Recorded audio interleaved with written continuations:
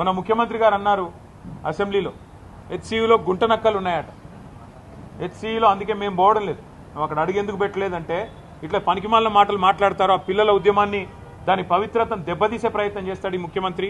ఆయన చిల్లర వ్యాఖ్యలతో ఆ పిల్లలు కొట్లాడుతున్న దానికి అపవిత్రతను ఆపాదించి ఇదేదో రాజకీయ దురుద్దేశాలతో జరుగుతున్న పోరాటం అని చెప్పి ఆ పిల్లల ఉద్యమాన్ని కూడా మలినం చేసే మూర్ఖుడు ఈ ముఖ్యమంత్రి.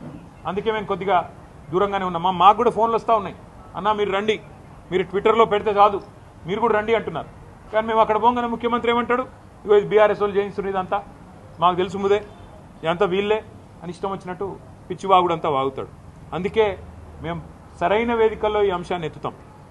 అటు పార్లమెంట్లో లేవనెత్తుతాం, అవసరమైతే ఇటు కోర్టులో కూడా మేము కూడా పోతాం. కోర్టుకి కూడా ఏ రకంగా ప్రభుత్వం ఇష్టం వచ్చినట్టు పోతుంది, ఎన్వైరన్మెంటల్ ఇంపాక్ట్ అసెస్మెంట్ లేకుండా ఎందుకు చేస్తున్నది ఈ కార్యక్రమాలు అని అడుగుతాం. ప్రజాక్షేత్రంలో నిలదీస్తాం.